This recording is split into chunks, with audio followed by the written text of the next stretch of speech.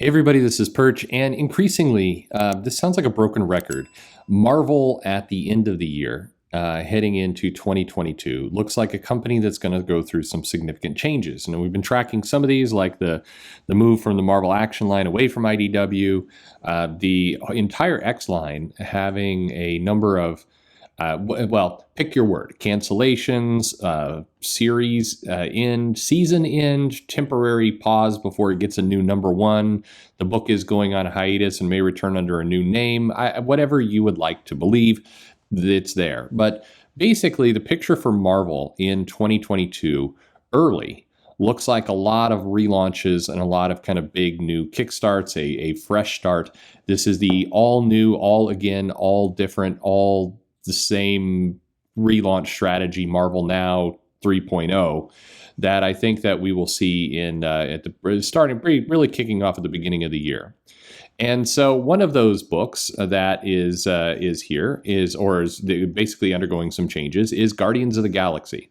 So Guardians of the Galaxy number 18 basically ends the series. Now, this is one of those cases where Marvel had not said the title is ending. It hasn't said that it was canceled. It hasn't said anything. It just wasn't in the solicitations. But the solicitations for Marvel if you've been following it for the last couple weeks, or months rather, are frequently just missed titles. Titles just don't appear. Early in the year, we saw a number of the X books that just weren't available that month, and then they're back the next month. Did they slip into a skip month kind of schedule? Who knows? Nobody communicated it.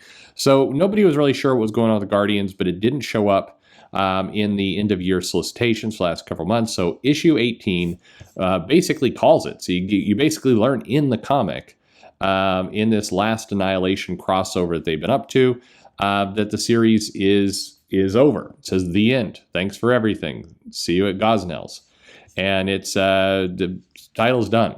So this is the Al Ewing Guardians of the Galaxy, which never seemed to really get where it needed to go in terms of kind of sales and prestige. Guardians is an interesting one because we go back to the old DNA kind of relaunch, reboot of the series. It brought a lot of attention and excitement to Guardians. It, of course, then had the movies that benefited it. Brian Michael Bendis kind of came on Guardians, but it was again a confusing kind of.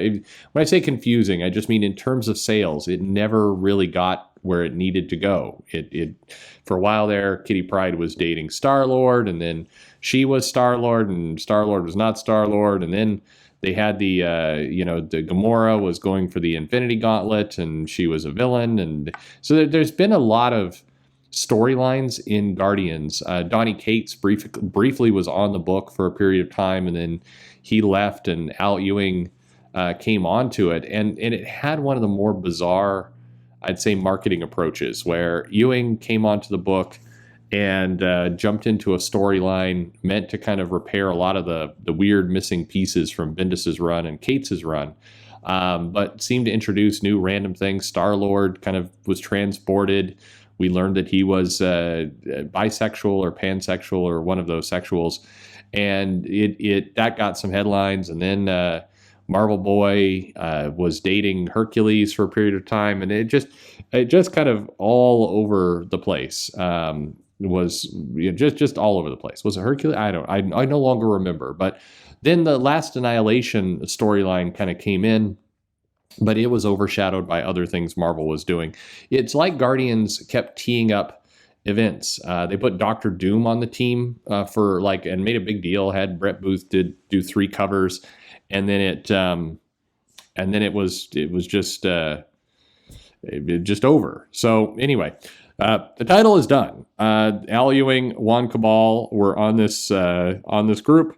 It seemed to get too cutesy for its own good. This is where I think Al Ewing's Immortal Hulk did very well for him, because it was a focused book. He kept it more or less on a track with the pitch. And then kind of at the other end of the spectrum, this one felt a lot more like his Ultimates title and Mighty Avengers, where there were a number of random things being tossed into the book to the point that the readers never seemed to really come onto it. So anyway, the final issue is out today as a tie-in to The Last Annihilation, the conclusion. and this is it. So now, obviously, there's going to be a Guardians of the Galaxy 3 coming out as a movie. So this title is absolutely going to be relaunched, and this gets back to what is likely to happen in 2022, which is a bunch of brand new number ones, shuffling creative teams, everything else.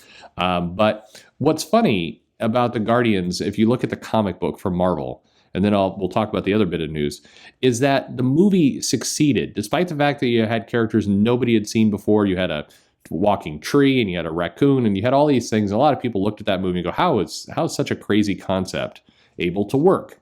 Well, one of the ways it worked is that James Gunn in that movie told a relatively straightforward story. It was a space adventure. It was Indiana Jones in space, getting from point A to point B, and it didn't lean into crazy sci-fi elements. It had them, but at the end of the day, it told a story, about family, about relationships and action, and it worked. The Guardians of the Galaxy comic, accepting the DNA run, seemed to always want to go in just very random directions, and really struggled to tell that same cohesive, here's a story that could get people attached and running with it.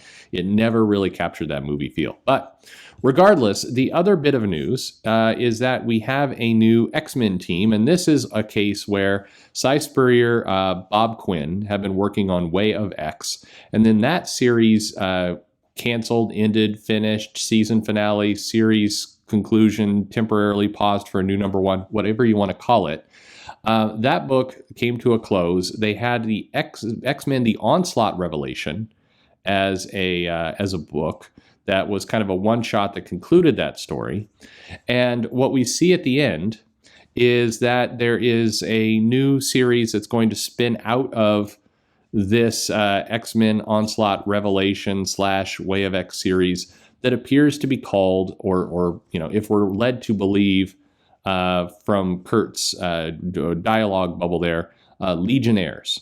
So there appears to be a new book teased. It shows Nightcrawler on the team, Pixie, Blindfold, Dr. Dr. Nemesis. Thank you.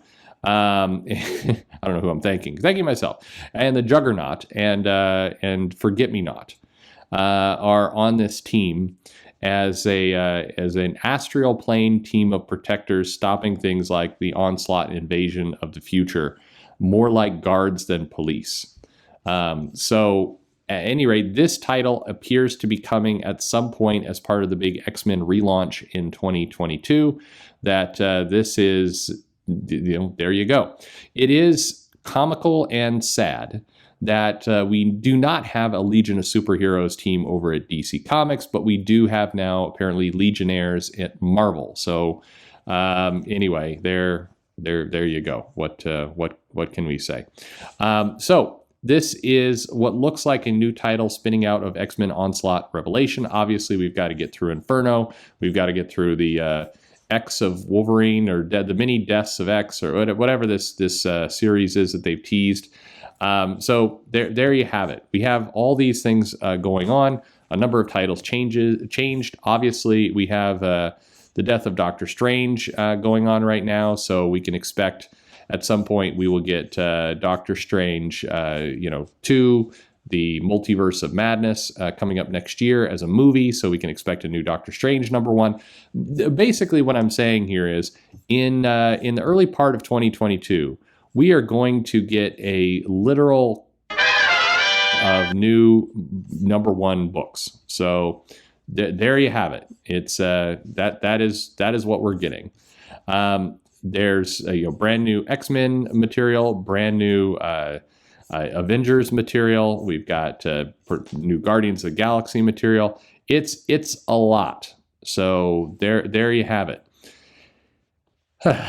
All right, who's excited for a bunch of brand new Marvel number one issues? I'm sure somebody is. We will see. I keep waiting for, there will come a moment when they do these relaunches, and they're getting to a place where they're almost every year, not quite, but they're close to every year, where and this is the way I think it will go down.